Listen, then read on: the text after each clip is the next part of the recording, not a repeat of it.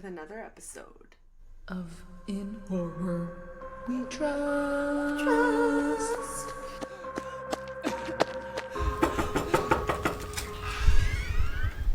What's your favorite scary movie? On today's episode, we are Talking about marketing. woo. Yeah. But listen, guys, horror movies are known to have some of the coolest viral marketing or just like renowned marketing Creative stunts marketing stunts that we've seen. Yes, absolutely. And we're here today to talk about a few movies in particular and how their marketing was a cut above the rest. Oh, shit. Like what I did there? Well, I just want to say, first of all, Yes. I mean, marketing obviously is important for everything, but horror movies in general, it's so exciting for me. I just love when a new trailer comes out or whatever, or just the ways they get you hyped up for these movies.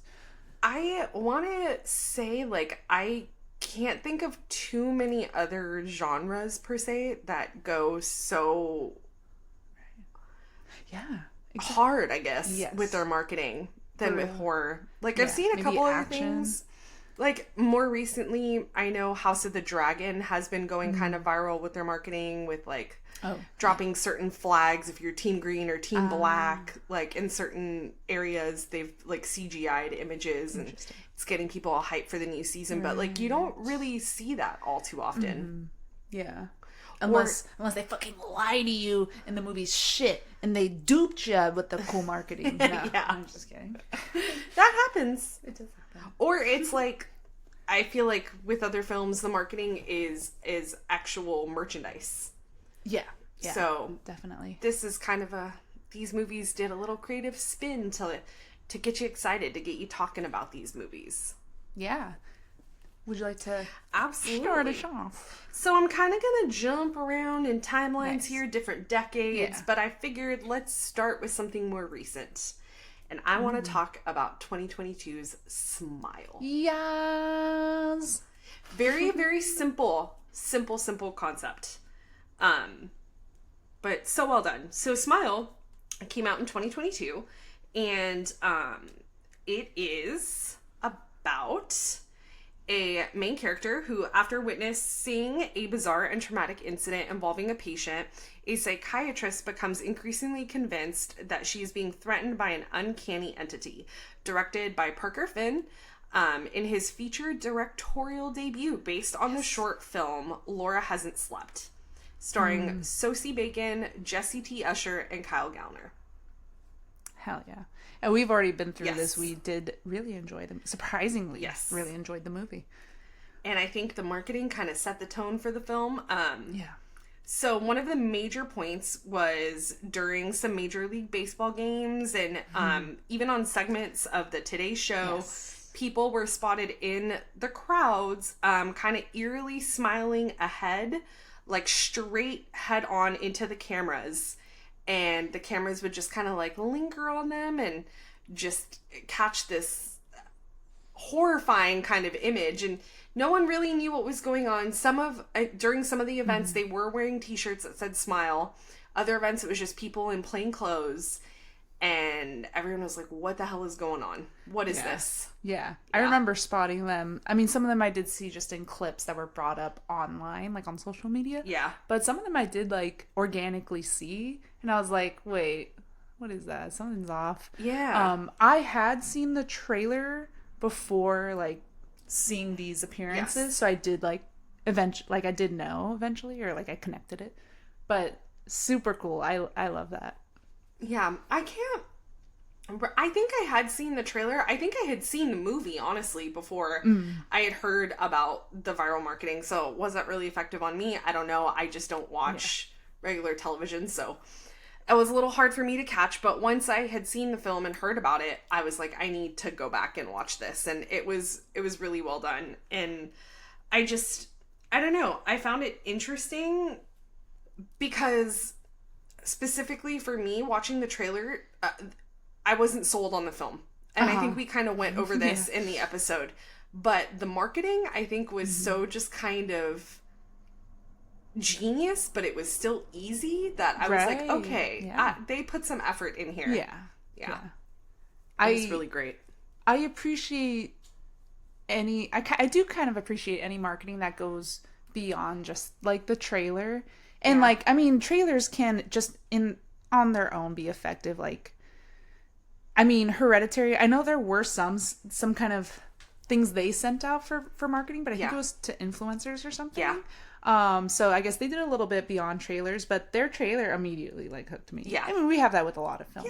But I do really appreciate when they go that step beyond and kind of make it tangible and interactive. Yes. I think it's effective and just cool. I do too. And I know that the marketing did work for a lot of people. It created a buzz around the movie, and it got people interested, and people went out and saw it. So win for them. I mean, like, stunts like that now I feel like are even more effective just having the internet and social media, because it just gets shared like a bunch, and then all just it takes more exposure. One person to see that and be like, what the heck is this? And if that clip goes viral, that's it. Everyone's got their eyes on you. I mean, I guess it's just viral clips in general, but like, you know, the creepy clown, what was it? It was like the creepy clowns that would just show up on like surveillance cameras around like cities. That wasn't for any movies or anything, but it was just like, so people did think that it was associated with it because it was coming out at around that same time, but this is a perfect segue because it is also one of the movies. Came out in 2017. It was directed by Andy Muschietti and starring Bill Skarsgård, Jaden Martell, Finn Wolford, just to name a few, because there are so many actors in this movie. I doubt this needs an explanation, but I'll give a very short synopsis. So, in the summer of 1989, a group of bully kids band together to destroy a shape-shifting monster, which disguises itself as a clown and preys on the children of Derry in their small Maine town. Stephen King, baby. Yeah. So that played a huge part in the marketing for it. Everyone thought, oh my God, this has to be associated with it. And ironically, it wasn't. That's funny. But the marketing team did kind of take this and run with it. And so what they did was they started taking a singular red balloon and tying it to sewer grates. And various storm drains around the country, and people were taking photos of these incidents and posting it on social media, and it just created kind of this whole hype around that, and people were losing their damn minds. I love that. I wonder, because people who know the story or had seen the like Tim Curry one before or had read the book obviously know, like, that's just knowing the sewer like scene is just like, ooh, how creepy. So I wonder if people who really don't know the movie or the story like would just like, be like, what is that? But maybe it's still eerie enough to grab their attention. And part of me wonders how many of these stunts that like the marketing team actually pulled, and how many people just ran with it because they know how scared people are of it. So true. And how it probably just kind of tumbleweeded into this massive thing. Yeah. Which I thought was cool. The marketing team also, this is not really, it is marketing, but it's a different kind of way of handling kind of the movie.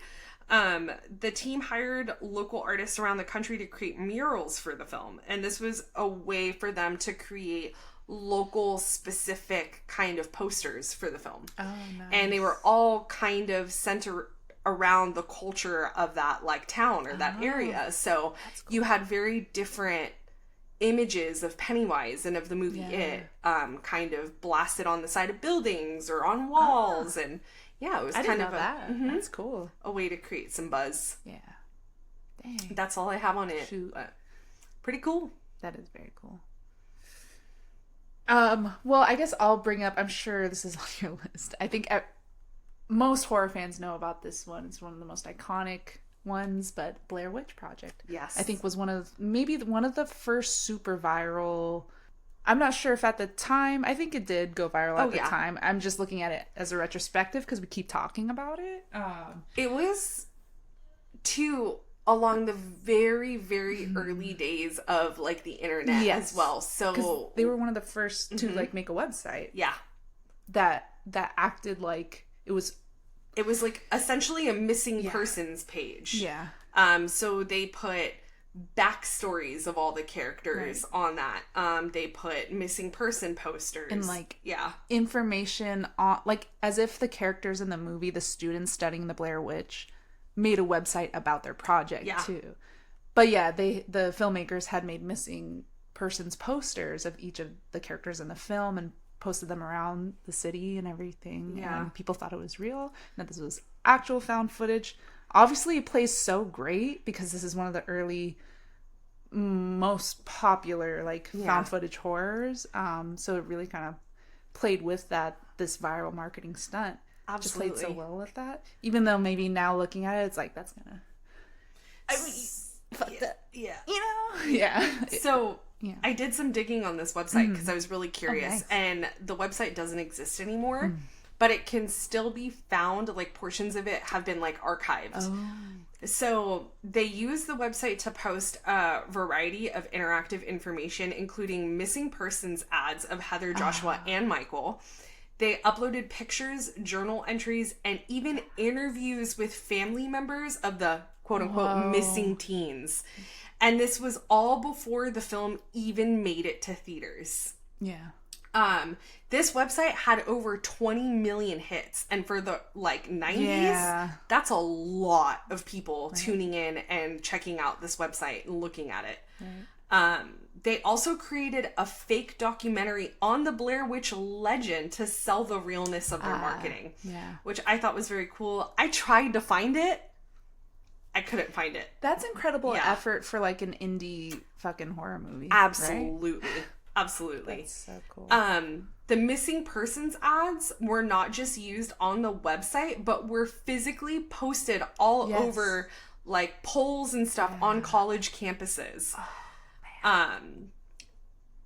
If I've never heard of guerrilla marketing before, this was absolutely it. This was filmmakers that really wanted to sell their idea, and they had a team behind them that just sold this. It was really, really creative. Yeah.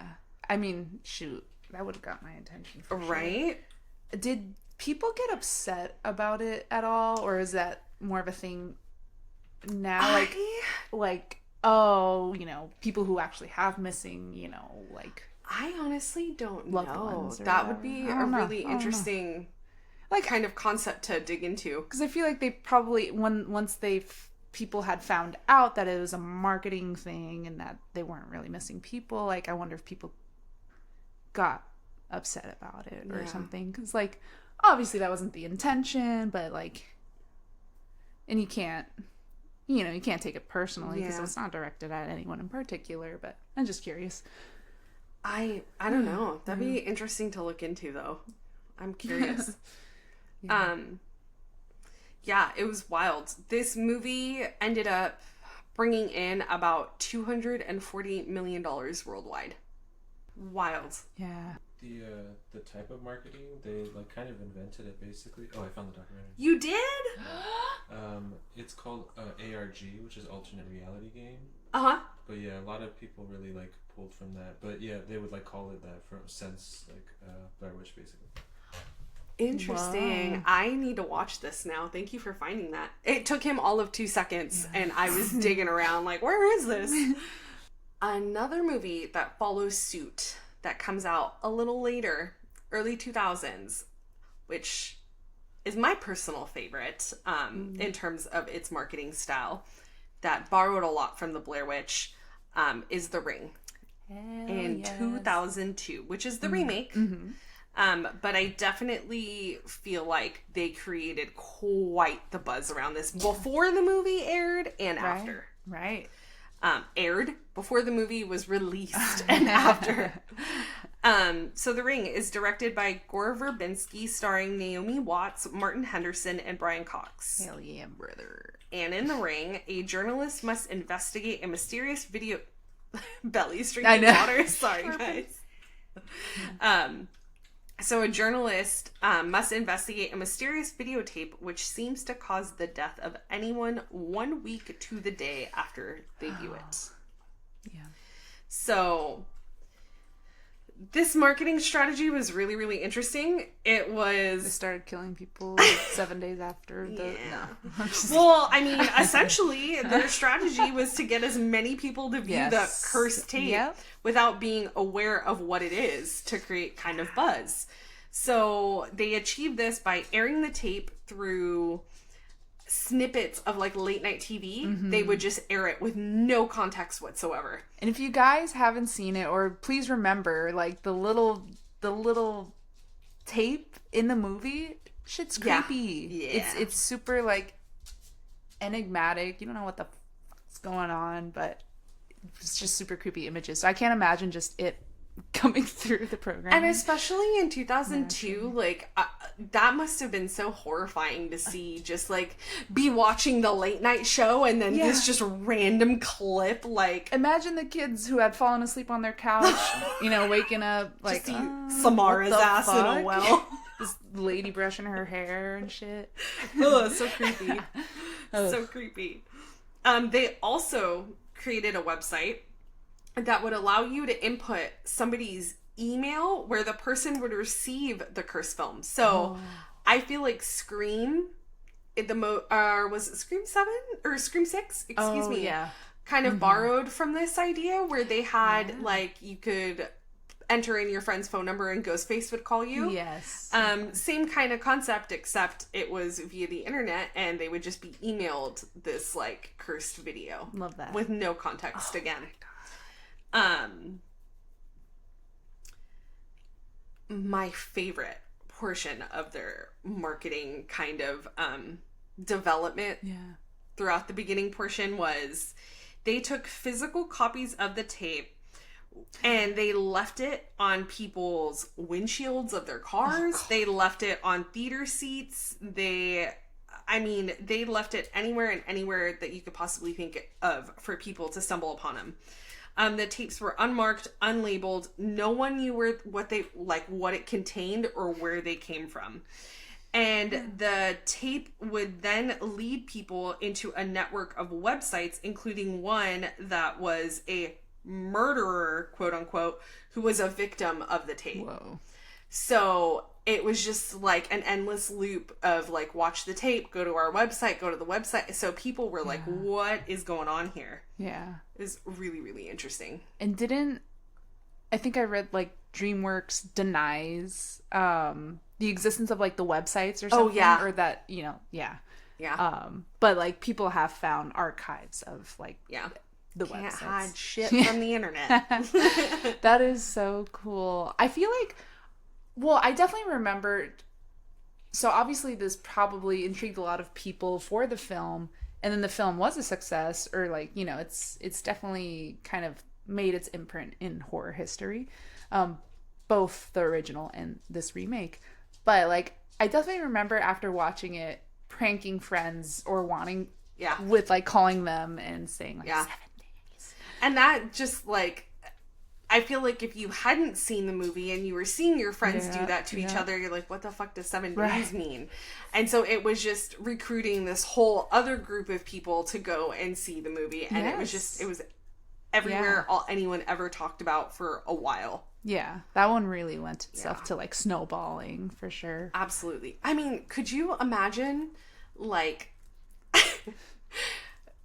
going to your car and just seeing an unmarked tape? Like, imagine in today's world, you just walked up to your car and saw an unmarked tape sitting on your windshield. I'd be like, how do I play this? No, I'm just kidding. Well, that being the number one factor. We still have a VCR. Yeah.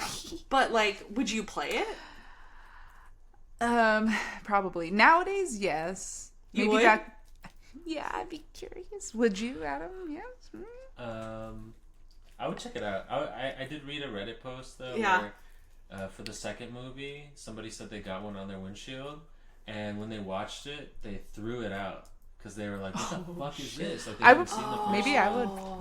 I could see myself throwing it out. See, I could see myself being like, the fuck is this shit, weirdo? And just like throwing it out because I know better and I'm like, I don't want to know what's on that. Well, okay, so VHS, maybe I would be more inclined to. Maybe not like a DVD or like a USB hard drive or anything. You bring up a good point. That specific medium, I'd be like, well, I can't get a virus from that. Or like... So maybe in today's world, I'd be more inclined to play it. Maybe back then. But back then, probably not. And then... Yeah. But I agree with you. If somebody like taped a USB drive onto my car, I would be like, absolutely not. Yeah, this shit's gonna get me killed. Yeah. And I wouldn't even think of like horror or supernatural shit. I'd just be like, someone from like, the dark web is following me. Yes. These are like pictures of me in my home. I know. Yeah. Or they're hiding their own fucked up shit and then it's gonna land on I know. Or I'd be like, this has some sort of absolutely fucked malware on it. Yeah. And I'm not plugging that into any of my electronics. Yeah. VHS, especially now, I'm just like, ooh, what's on it? Because it's like, I miss VHS. Oh, would you watch it by yourself or would you be like, hey guys, I found this tape, let's watch it? Well, yeah. Probably you two. Yeah. Because I know you're both appreciators of this stuff. Yeah. Someone needs to do that again. Let's hop on the Ring train. Let's Yeah. You know, I mean, it's not in the same vein, but I will say Adam, for his short film, mailed his crew members and cast members. He taped his film, recorded it on a VHS tape, and made a custom VHS cover for its sleeve with artwork and the whole, like, back info. And it was super cool. Made it by hand, crafted it. And such a pleasure to receive. receive. To his crew members and cast members. It was really nice. I worked on it. Yes. I got one. And it was so nice. It was super cool. Yeah. Super cool. Super cool. So. So it is possible. But I think what would be more fun to see if it would work is to run with that idea. Let's just go leave a bunch of thumb drives on people's cars and see who's dumb enough to plug it in. Yeah. Oh my gosh. Do you personally remember the Ring marketing during that time like this? Nice. Yes. I think I was too scared to go into like any of the websites and whatnot, but I do remember seeing the clip once on TV while I was watching it with my parents, but I didn't think anything of it. I don't think I really understood what was happening. I mean, I was old enough to, but I was like, didn't think anything about it.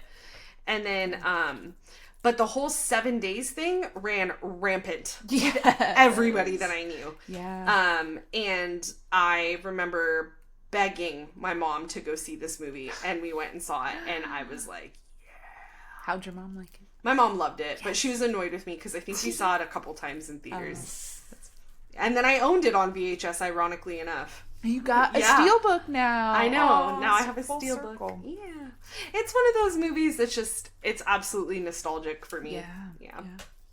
Okay, so this is a more modern one and a more flashy one of marketing, but Megan. This one was definitely more like, it wasn't obscure. You knew it was for Megan, and I'm pretty sure this was after the trailer was already released and stuff. But they basically had a bunch of dancers or actors dress up actresses as Megan the doll, and these dancers would show up at like an NFL game or just red carpet events, and they would be like just marching in line, and then they would do the fucking Megan dance.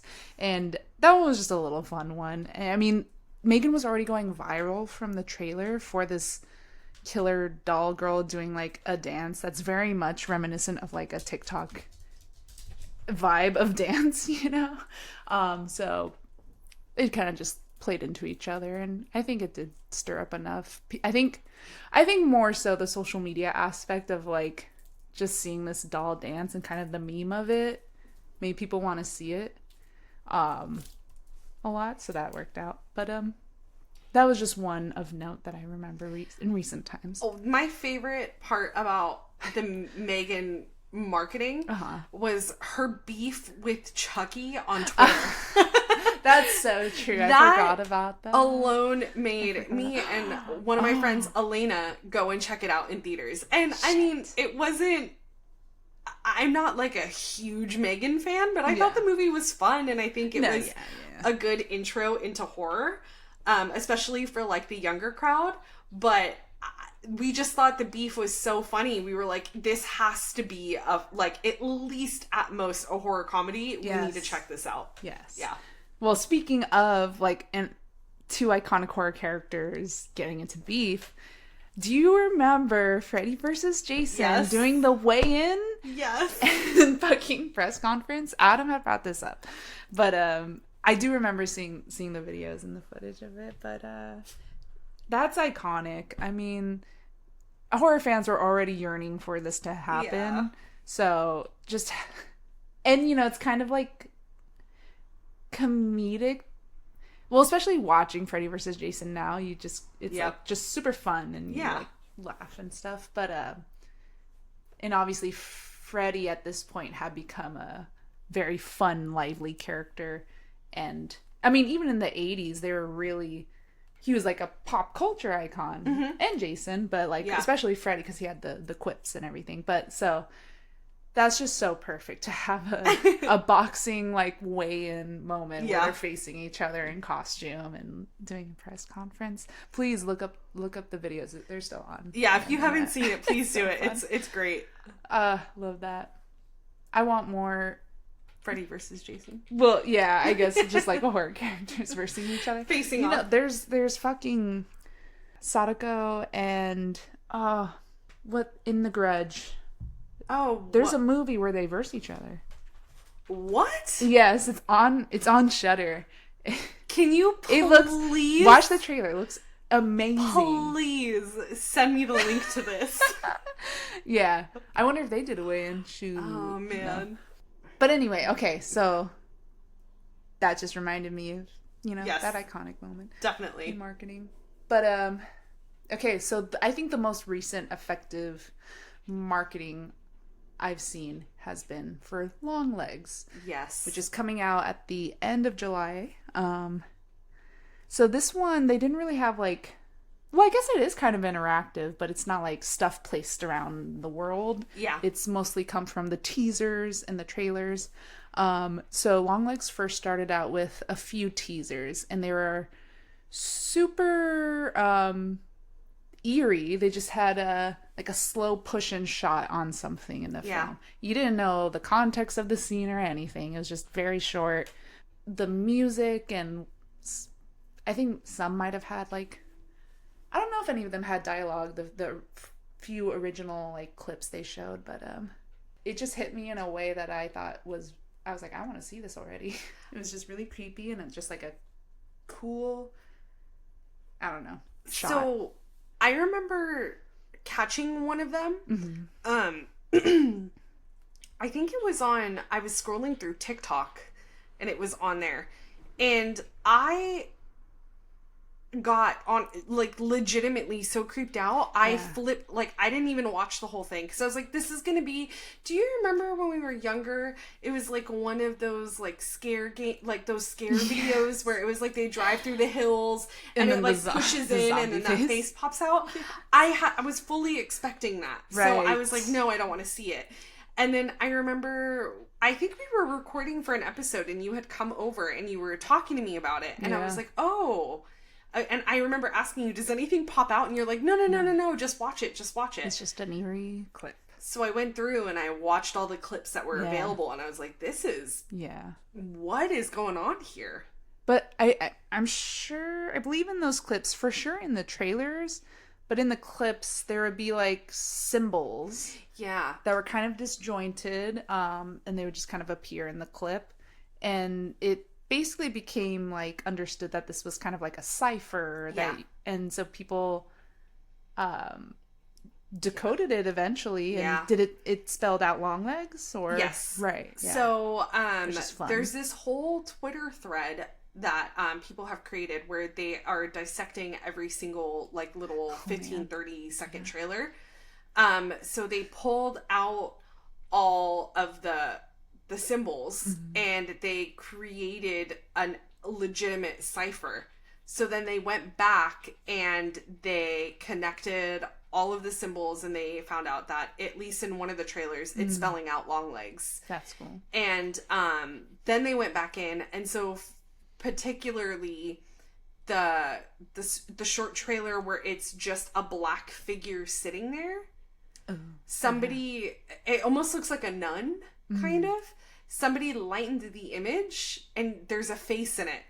And it's really creepy. Ew. And so people were just going nuts about these small clips and finding so many little tiny nuances in every single one. And I had to get off of it. Yeah. Oh, I see it.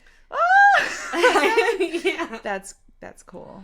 So I stopped because I was like, I don't want to dig too deep and then end up figuring something out that I don't want to know. Yeah. So I kind of let it be, but I thought it was so cool that people were getting this into it and wanting to learn and figure it out. And because the trailer is really interesting, and even the teasers, they almost feel like just disjointed or separate things going on. But I want to see how it comes all together. Because you see one of the teasers is just like there is a nun and like a crucifix on. That's the one I'm talking about that has, I think, the face in it. Yeah. And then there's also one that almost looks like a true crime documentary, where it's like a picture, this Polaroid or printed out picture of a family, and then like I don't know, and then you have like Micah Monroe and stuff, and I don't know, they're just very enigmatic. You don't know what's happening, you don't know any context. I don't want to, because I'm just I want to find out, because it's just like, how does this all connect? And there's just some really creepy imagery, and like, I don't know, it looks weird. I have a question for you.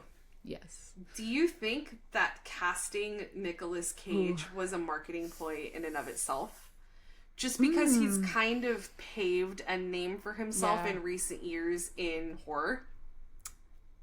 I think so. I feel like, I mean, casting usually does have like some intention power for that. Yeah. And I think a lot of people are like, oh, how crazy that shit crazy is he gonna like get? And like in the trailers, you do not really see him, or you don't know what character he's supposed to play. You hear his voice. You do hear him. And that voice is enough for me to be like, I think they're going to dial him at an 11, and I'm cool with that. Yeah. I think also reading, I'm trying not to read that much, but we've been seeing some reactions of people who have seen it, spoiler free, of course, but like just reactions to people who have seen it in the festival circuit or whatever, and I don't want to overhype it for myself, but like it sounds promising. It does. Another really cool thing that, because it's Neon, correct? Yeah. That Neon has been doing is they've been selecting influencers in kind of like the horror community. Yeah. And they've been sending them to go see a screening of this movie in a rented out theater by themselves. Oh my god. Yeah, I think I did hear about that. God damn it. We're horror influencers. Come on, Neon. Come on. Neon. Please. Just send them this soundbite. Just please, Neon, please. That's so cool, though. Yeah. Which I feel like, after seeing some of the reactions of the people that have gotten the ability to go and see it, I'm like, that would be such a cool experience. Yeah. God. The film sounds promising. But again, I don't want to... I'm in your same boat where I'm like, I don't want to place any expectation on this film, and I kind of just want to go into it and let it be what it is and just enjoy it for what it is. I'm so excited. This is my most anticipated film at the moment, and it just... I don't know, the trailers have just really been hitting me, and I'm like, this looks fucking creepy and crazy, and I don't even know what's happening. I agree. Yeah. Some other like fun techniques I have noticed too with marketing for horror films is creating like a escape room or like a maze specifically for that movie, like in downtown or some shit. Yeah. Saw did that when I can't remember if it was the first Saw or the second Saw, but they did create like a one-off maze. Yes. It wasn't attached to Halloween Horror Nights, or I do remember it being way out of the way. Yeah. But one of my friends was like, no, screw it, I'll drive. Like, let's just go. And so we all went, and I remember that being one of the first, like, mazes, too, where it was, like, interactive. People could touch you. Oh, cool. But it was a lot of pig masks, and it was a lot of, like, Jigsaw on the outside kind of advertising it and stuff. So, interesting. Yeah. And then besides, like, interactive kind of stuff like that, obviously there's, like, viral clips, which have played a part in ones we've talked about already. Yeah.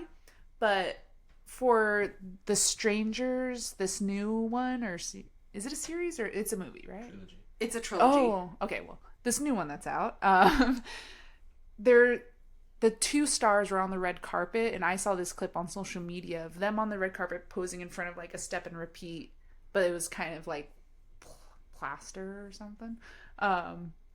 That said The Strangers on it, and then next to the female, like, star, someone dressed up as one of the killers, like, smashes through. He, like, kind of, like, hacks through it right next to her, and she, like screams. Like, she didn't know that was gonna happen. But that was already effective in itself, because that started, like, kind of going viral, and I was just like, oh, that's fun. And it did kind of garner some interest, I'm sure, with some people, but stuff like that. I mean, social media just really plays such a huge part in marketing now. It's changed the game. Yeah. It really has. Yeah. But I feel like made people a little bit more creative, which is really, really interesting to see, like, how it plays out. I love the real world, like, interactive stuff that's physically putting something out there. Mm-hmm. Yeah. I don't know. I agree. Don't get much of that. So some honorable mentions of memorable marketing for horror is, like, Paranormal Activity. Maybe one of the first ones that really kind of popularized it is showing the audience reaction in the theaters to, like, private screenings before it was released. And you have the, like, night light on them, so it's, like, all in green. And the reactions were genuinely terrifying.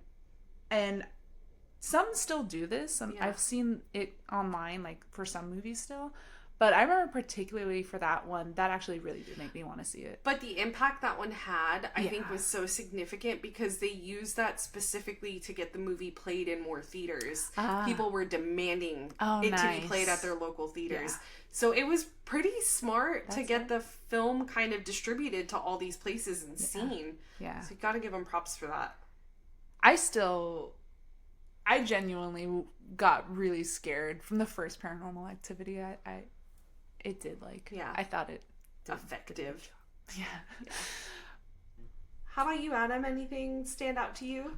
I was telling Carissa that they like kind of changed course on this a little later, but when they rebooted the Blair Witch, the Adam Wingard version in 2015, I think, it was originally just titled The Woods, and the title and the trailers would show just that title, and people didn't really know what it was connected to, and so the initial strategy was going to be on opening night, you just get the title card, The Blair Witch, and you're like, oh shit, like, okay.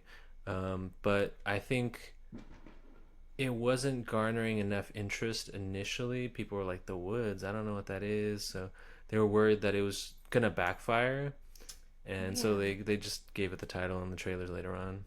But I wonder what would have happened had they, like, just ran with it, just said fuck it. Yeah, and I think in more modern, or in the last maybe 5-10 years, they've gotten into that territory. I think it's why there's fewer, like, alternate reality kind of, like, marketing, because I feel like if it's not connected to a property that people, like, know, I think the studios get really scared about that. But yeah, I'm hoping more people are, like, you know, really, like, gutsy, like long legs and stuff, where, like, get brave enough to do it. Yeah, because, like, if you can put a trailer out where it literally says the title in cryptics, like, where people have to find it out, like, I think that really shows that, like, maybe things might be, like, turning more towards that way, because it seems like it's a very effective strategy. I think too, or right now, people are so hungry for new and creative ideas. People are tired of seeing kind of the rinse, recycle, repeat kind of stuff that we've gotten for a while. Not to say there weren't gems that have been coming out, but I think people are kind of hungry for this right now. So I'm really excited to see what independent cinema will bring to the table in terms of like getting us interested in their films. It's going to be kind of a wild ride the next couple of years. Definitely. And might I say just how important marketing is, I think, especially now, not only for like a film to do well, but like to get people to the theaters. Yeah.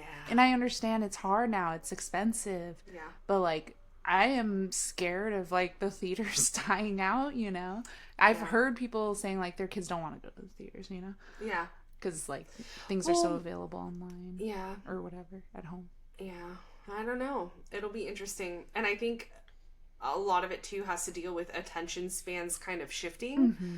So I think if people can kind of play on that and get, you know, audiences interested again, I think we'll see definitely some good stuff out there. So I'm excited. Yeah, I am excited. Bring it.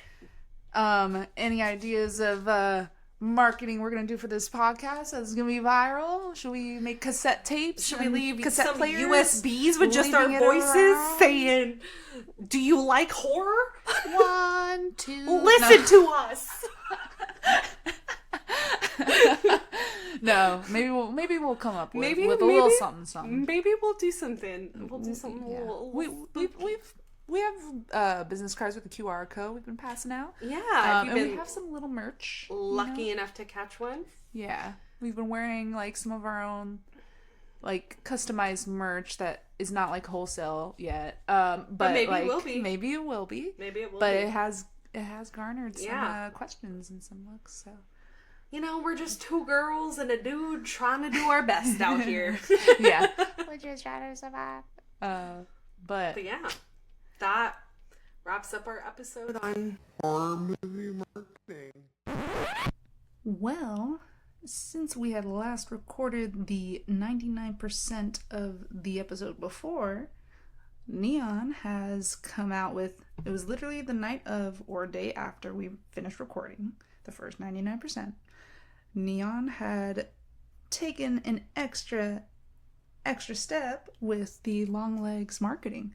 So they had just released this really cool ad in, I believe, the Seattle Times newspaper in real life, featuring a cipher on the whole page, similar to the ones we've been seeing in the trailers, and very reminiscent of the Zodiac Killer, you know, obviously writing these ciphers to the press to publish. And at the bottom it says, printed at the request of Longlegs. And apparently people have decoded the cipher to lead them to a website called thebirthdaymurders.net. And when you go to this website, it basically details the fictional victims and murders of the serial killer Longlegs. And it's very much like these old school websites that Murderinos made back in like the 90s and early 2000s following a certain serial killer.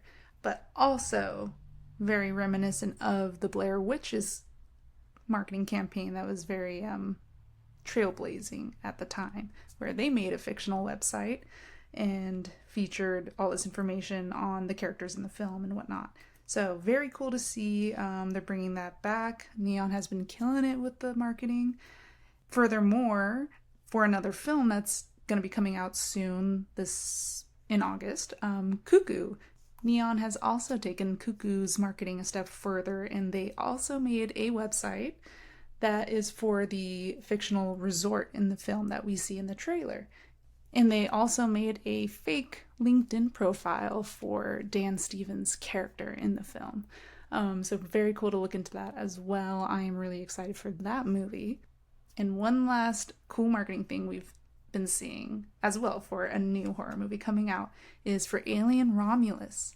That one has also just been kept to trailers so far that I've seen, but recently at San Diego Comic-Con these videos started coming out of actors walking around Comic-Con or sitting around Comic-Con with face huggers, very real, like life-size practical face huggers on their face, and these actors were running around Comic-Con with them on their face, you know, trying to take them off, or, you know, they were dead on the floor with these face huggers on them, and they would actually like kind of inflate and deflate like it was, you know, sucking the life out of them or something, you know, doing their thing.